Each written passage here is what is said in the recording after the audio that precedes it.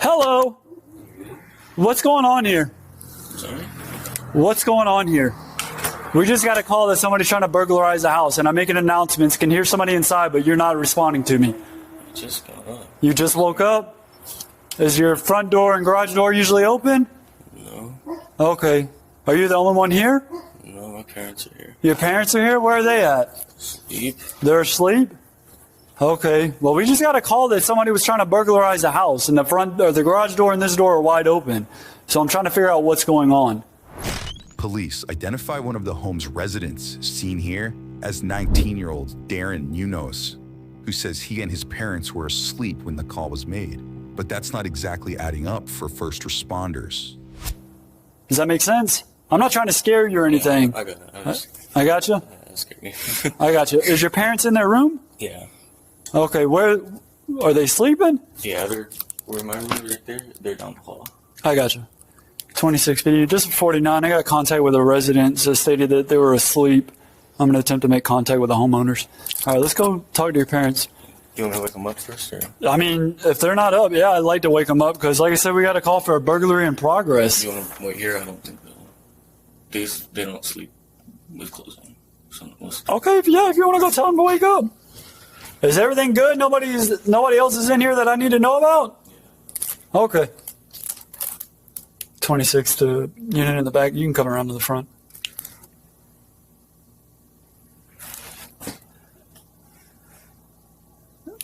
"26 other units. If you're responding code, you can go ahead and go back 10A. I just got up. 3 words. That was the official statement 19-year-old Darren Munos gave to police at 5 a.m. on a January morning in Clovis, New Mexico. He was standing in his own hallway, barefoot, apparently confused, while officers surrounded his home responding to a burglary call.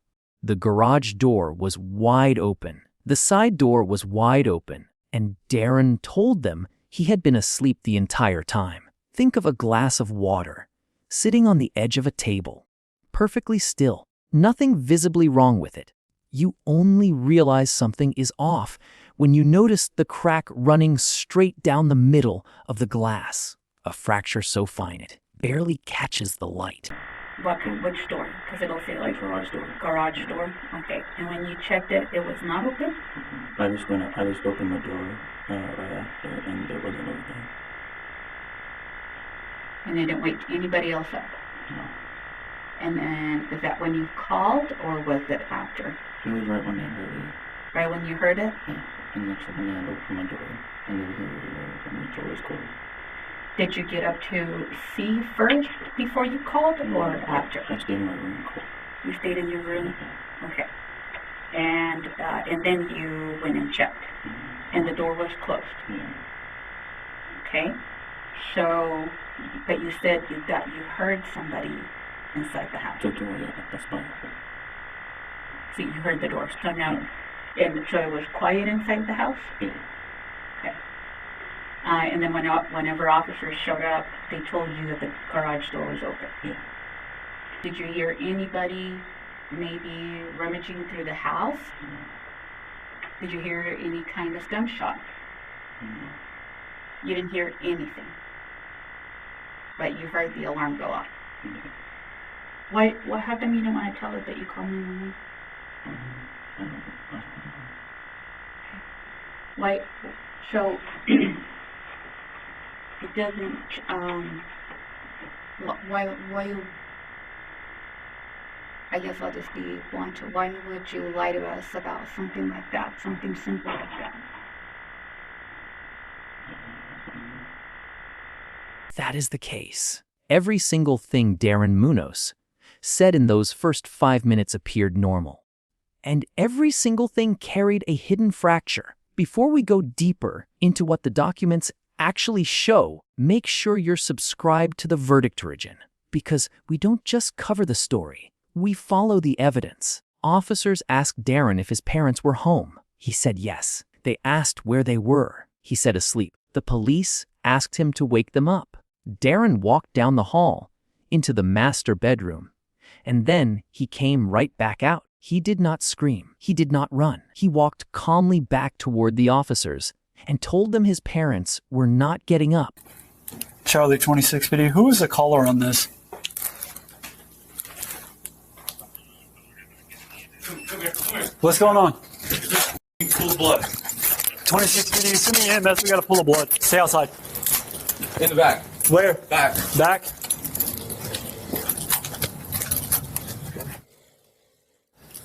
Stay outside.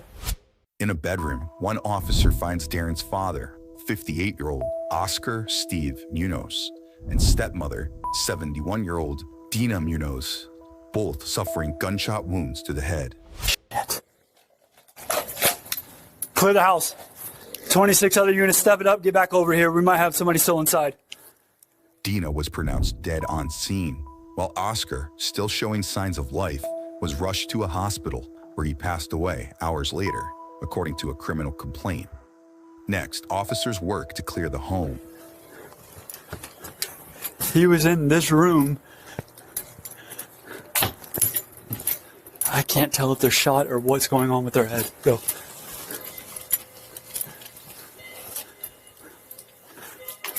Hey. Clear. I'm not seeing forced entry.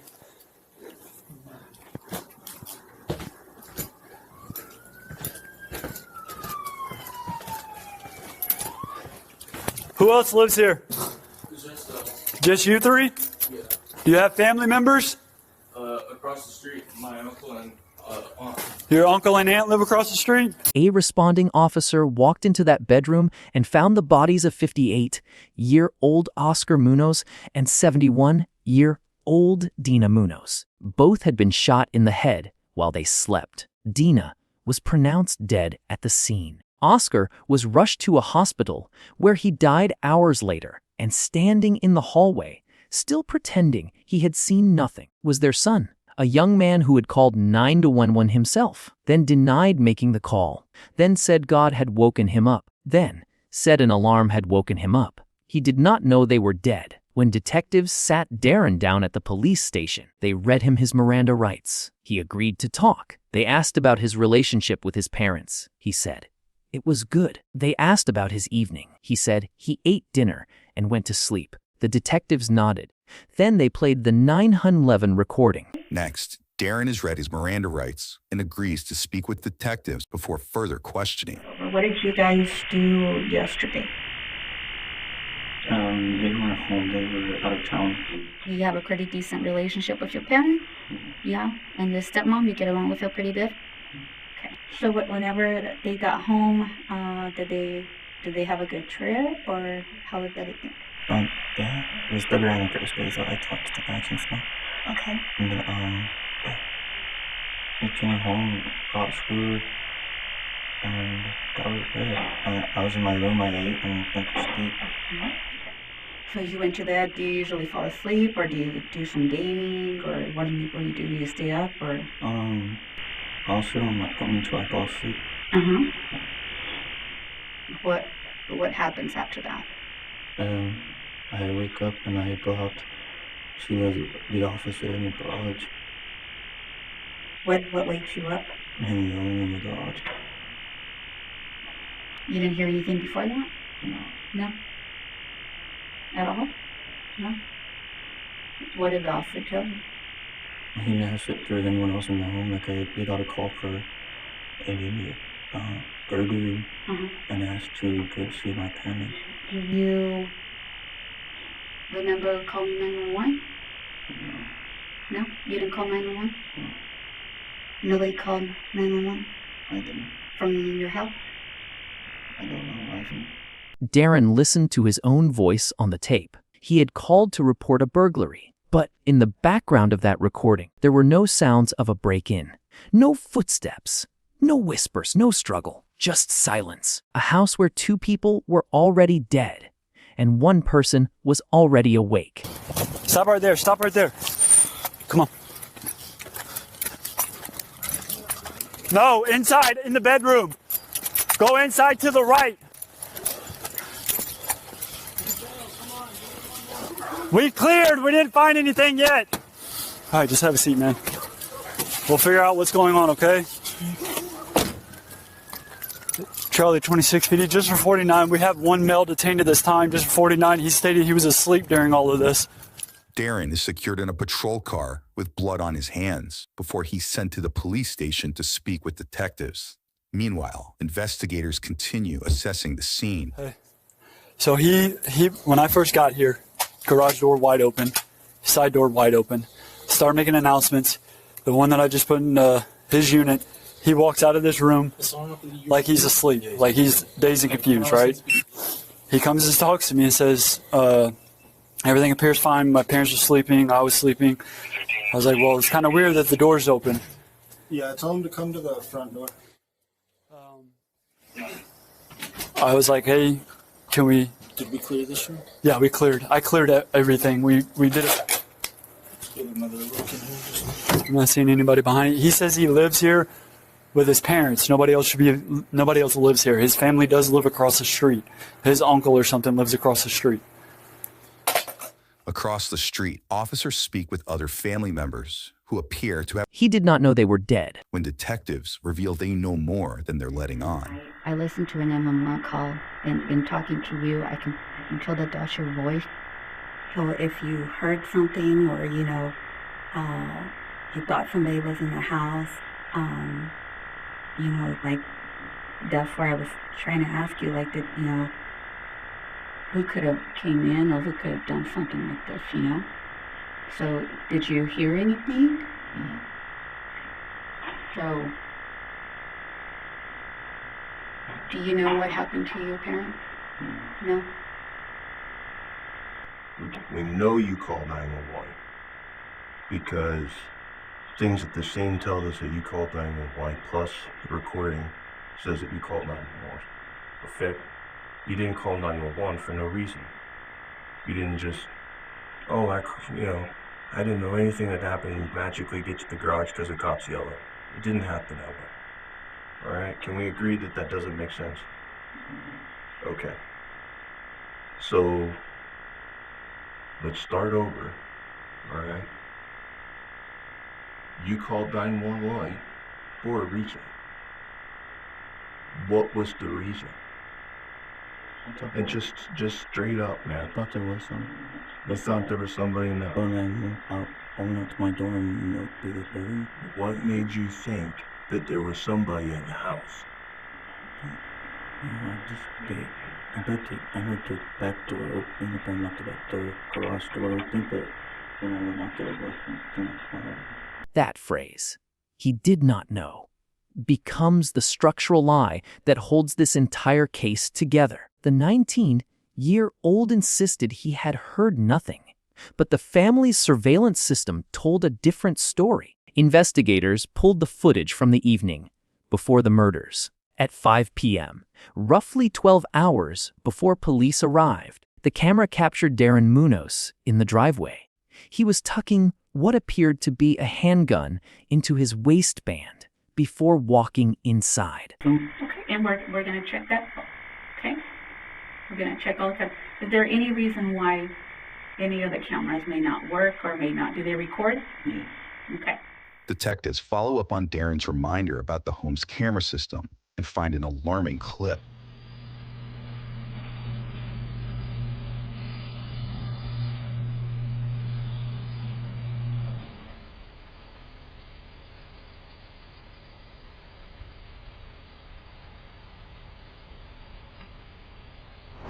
Around 5 p.m., the evening before the shooting, investigators said Darren was caught on the home's surveillance camera, hiding what appeared to be a firearm in his waistband before entering the family home.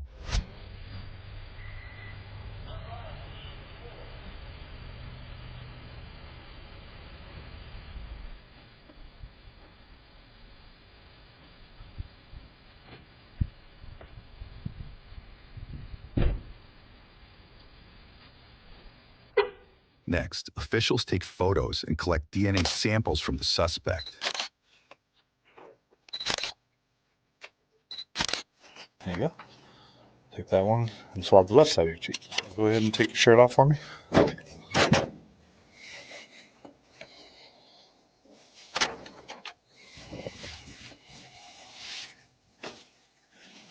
Thank you. You didn't get no blood on this that you can see?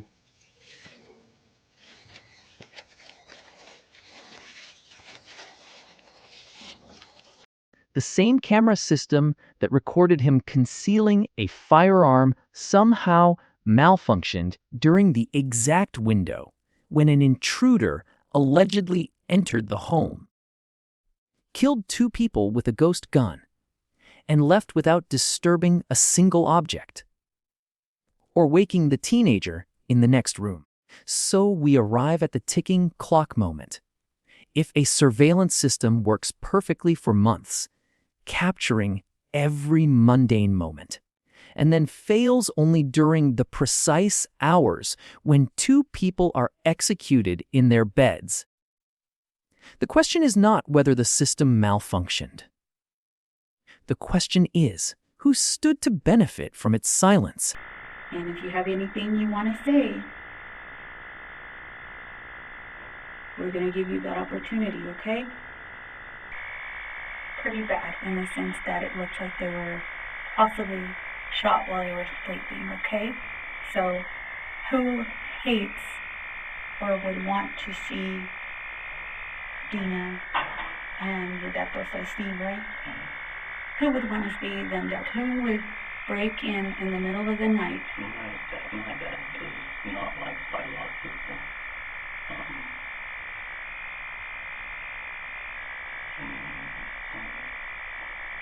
Not sure like the exact names.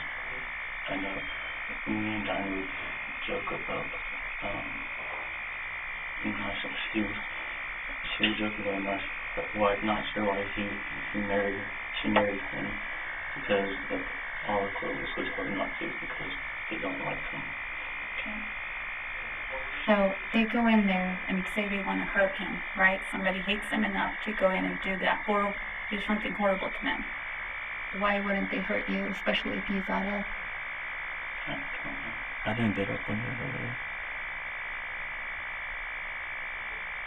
But you didn't hear anything?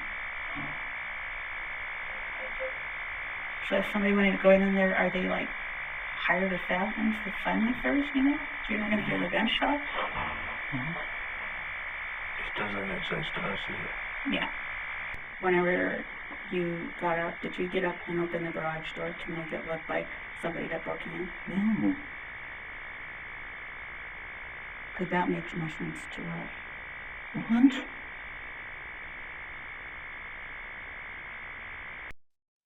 And how much time did they think that silence would buy? Detectives already suspected the answer. They had interviewed family members across the street. Darren's aunt asked immediately whether her nephew had shot his father. She knew something the police were only beginning to piece together. Of what could have occurred. Told to come and see if you guys would be willing to come down to the police department to talk to one of our lead investigators. If that's okay. Sure. All right. Y'all can get dressed and get y'all's own vehicle, drive down there. It's not like we're taking you guys down there or anything like that. Okay. Is it that bad? Yes, ma'am.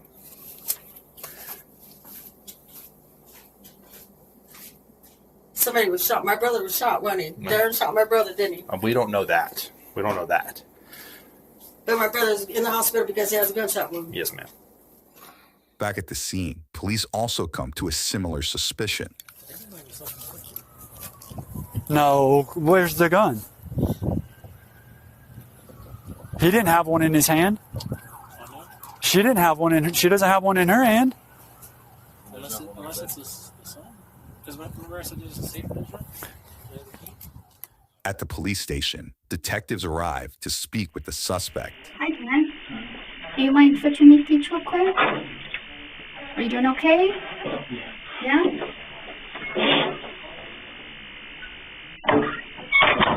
Darren, I'm an investigator, and what we're trying to do is trying to figure out what's going on and what's happened, okay? And unfortunately, you're the only one that we can get information from right now.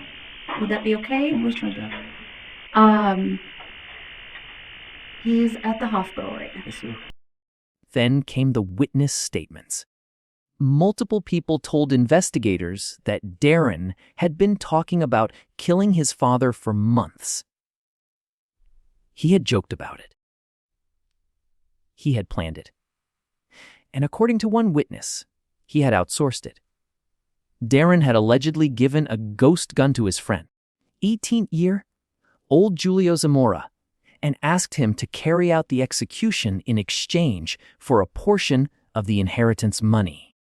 Real estate, buildings, cash, all of it waiting for Darren once his parents were gone. Has made jokes before about hurting his dad for hurting him in ways that I'm sure he doesn't want to say, or I wouldn't say for him. And, I've always took it as a joke and blown it off, because like my parents said, he's always been a pussy, you know what I mean? And, so he was going to get to do it.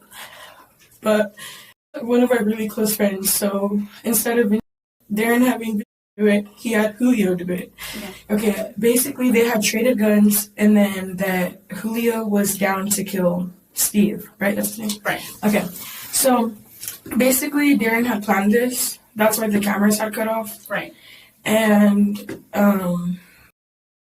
has Julio's gun because Darren had built a ghost Glock, which is the gun that was used to kill his dad.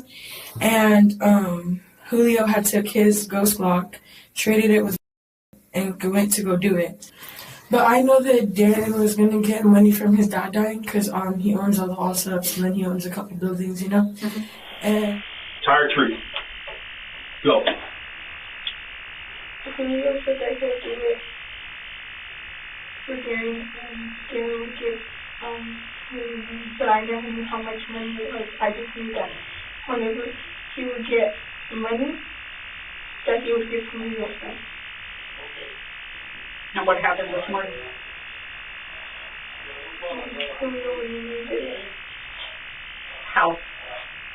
With a ghost box. In two bombshell statements, witnesses say Darren allegedly hired his friend to kill his parents in exchange for a portion of. He did not know they were dead. When detectives tracked down Julio Zamora, they found a black and gold 9EM ghost gun in the glove compartment of his vehicle, a weapon that looked identical to the one Darren had been seen tucking into his waistband on the surveillance footage. They brought Julio into an interview room. He lied about his whereabouts. He lied about the ammunition purchase. And then, when confronted with the phone records, texts between him and Darren discussing the victim's return home, messages coordinating the firearms swap, Julio's story collapsed. Okay, we've talked to all those people, and we already know about this plan, okay? And they've thrown you under the bus, pretty much. So, at this point, I mean, there's... He talked about, stuff like that, but... Stuff like what? Stuff like wanting to do stuff. I really don't really know much about it, but he was talking about wanting to do different things. We know everything at this point. Yeah, and I really wasn't really much into it. I'm like, that's a bad idea because I'm not that type of guy. Yes, I love my guns, but I'm not that type of guy. And what did he ask you guys to do? He asked us to do him a favor. Which is? Kill somebody. I'm like, I'm not doing that because I'm not a killer myself. I don't have the guts to encourage to do that. Kill who? Kill his parents, I guess. I don't know. You know, man. Just be straight up. He told us he wanted us to kill his parents. I'm like, I'm not doing that because that's not something I would do. How long ago did he come up with this? He came up with it about 2 months ago. Okay. How much did he offer you to kill his parents? He was trying to offer me money, but I don't remember how much. He offered me something and I just declined him. He was talking like $100, $1,000, few hundred. Few $100? Few 100,000. Few 100,000? Where's he going to get that money from? I don't know. That's why I'm like, no, because he has a job. He really makes maybe $800 every 2 weeks. So I'm like, I don't know. No, I'm not doing that. Even for that much money, I wouldn't do that. It goes, throw my life away in the drain. So he did try to broker a deal with you to kill his parents? Yeah, he tried. He admitted everything. He told detectives that Darren had been pressuring him for 2 months. Constant, relentless. Repeating the plan over and over, Julio said he held the ghost gun against his own head that night, debating whether he could go through with it. Then he walked through the open garage door, the same garage door Darren would later claim was evidence of a burglary, and he shot 2 people while they slept. Darren's father was not respected. Darren's father did not treat him well. That was the justification Julio offered. And the stepmother, she was simply there. Julio pulled the trigger, he said, and everything went black. The moral architecture of this case is not complicated. A 19-year-old identified the one obstacle standing between himself and an inheritance. He identified a vulnerable friend. He applied pressure for 2 months. He provided the weapon. He staged the scene. He dialed 911. He was confused. He performed grief. And when his performance collapsed under the weight of video evidence, phone records, and co-conspirator testimony, he asked for a lawyer and stopped talking. Sure. Yeah, it's because he kept making a plan. He kept saying it for like 2 months constant. Kept going, and he kept saying this, and all that. And what happened this morning? His parents died. Okay. Tell me how you got in. The garage door was open. Okay. Can you tell us what happened when you were in there? I held the gun against my own head, debating it, because I didn't want to do anything. I was scared. Was Darren up? I don't know. I don't know if he was up or not. Did you end up doing it? Yes, ma'am. And I feel guilty about it, and I don't know. Was the gun that was found in the car with you the gun that you used? Yes, sir. Have you talked to Darren since? No, sir. Darren, he wanted that gun back, and he wanted to keep that gun for himself. So what was the plan, like, after it was done? Like, what was the next step? I didn't know the next step after it was done. Where'd you go afterwards? I just ran. All right, man. Is there anything else you think that we need to know about this? Anything you want to tell us? Darren, there is another thing, because Darren, he also said that he would kill me if I didn't do anything. And what was Darren's reasoning?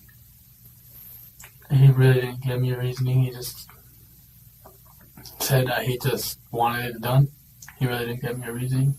His dad treated him like shit. His dad didn't do shit for him. His dad didn't really treat him with the best respect, responsibilities, and everything like that. His dad just threw him under the bus and kept him.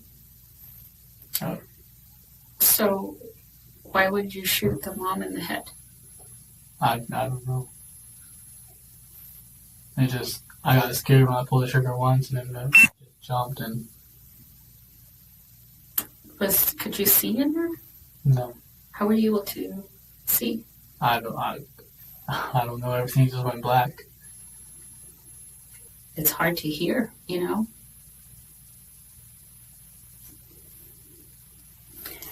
Their life is over and your guys' life is over.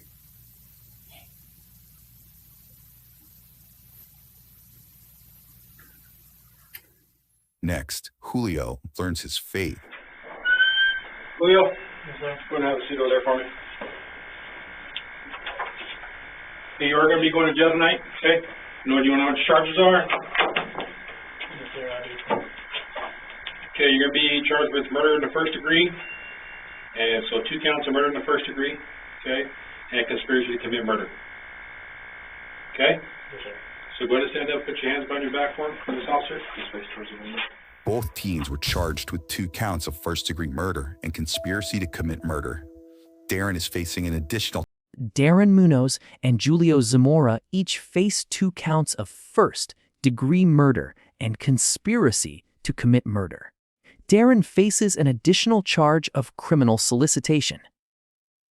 Both have pleaded not guilty. Both are expected to face trial. Now, I want you to do something. The criminal complaint, in this case, is public record. It contains the witness statements, the forensic findings, and the timeline that dismantles every layer of the cover up. Go find that document. Read the section detailing the phone extraction. The messages sent in the hours before and after the murders. Then come back here and answer one question in the comments. Which text message do you believe the prosecution will build their entire case around, and why? If this kind of forensic breakdown matters to you, make sure you like this video, share it with someone who follows true crime, subscribe to the VerdictOrigin, and turn on notifications. We follow the evidence every time.